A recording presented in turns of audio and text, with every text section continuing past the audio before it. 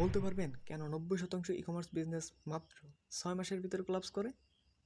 অনেক উদ্যোক্তা হয়তো বা ভাবেন আমার ফেসবুক অ্যাড কাজ করতেছে না হয়তো, বা আমার বাজেট শেষ হয়ে গেছে, হয়তো আমাকে ফেসবুক রিচ দিচ্ছে না। এই কারণে হয়তো তাদের বাজেট শেষ হয়ে গেলে আবার নতুন করে তারা বাজেট নিয়ে আসে বা ফান্ড জোগাড় করে, আবারও হয়তো ফেসবুকের পিছনে হাজার হাজার ডলার বার্ন করে। কিন্তু দিন শেষে দেখা যায় যে তাদের অ্যাড থেকে হয়তো হাজার হাজার বা হিউজ পরিমাণ কোয়ালিটিফুল বা লিড আসতেছে, কিন্তু সেগুলো আমাদের যে ইন গোল যে কাস্টমার হবে বা আমাদের যে পারচেস হবে এটা হয়তো হয় না। এর কারণ কি?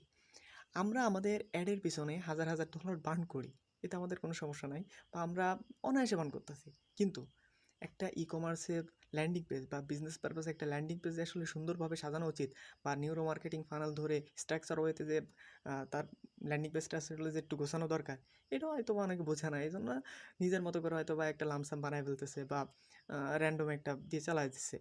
কিন্তু বাস্তবতা কথা হচ্ছে যে আপনি অ্যাডের পিছনে তো হাজার হাজার ডলার বার্ন করতেছেন, কিন্তু আপনার ল্যান্ডিং পেজটা হওয়া উচিত আরও প্রফেশনাল এবং সাইকোলজি ধরে, যাতে একজন মানুষ আপনার ল্যান্ডিং পেজে আসলে প্রতিটা সেকশন বাই সেকশন তাকে যেন কনভার্ট করে ফেলে।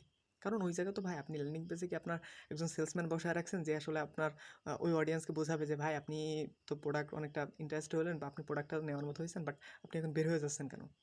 এরকম তো হয় না। তারা যদি ওইভাবে না বুঝে বা মানে আপনার ল্যান্ডিং পেজ যদি কনভার্ট করার মতো না হয়, তাহলে কিন্তু সে বের হয়ে যায়। এই জন্য আমার পরামর্শ হলো যে আপনারা ল্যান্ডিং পেজের পিছনে মানে ফোকাস দেন, অ্যান্ড দেন একটা কোয়ালিটিফুল অ্যান্ড সাইকোলজি ধরে একটা ল্যান্ডিং পেজ বানান, অ্যান্ড এতে আপনার পিক্সেল এবং এপিআই ভালোভাবে সেট আপ করেন। তাহলে দেখবেন যে আপনার অ্যাড বাজেটে যেমন মানে বাজেট দিচ্ছেন, সময় দিচ্ছেন, কিন্তু ল্যান্ডিং পেজে যেটা দিচ্ছিলেন না, এটা যদি করেন তাহলে দেখবেন যে আপনার সেলসটা আগের থেকে অনেকটা ইনক্রিজ করতেছে। তো ট্রাই করেন। আর ভালো থাকেন, ইনশাল্লাহ নেক্সট কোনো ভিডিওতে আবার দেখা হবে। আসসালামু আলাইকুম রহমতুল্লাহি।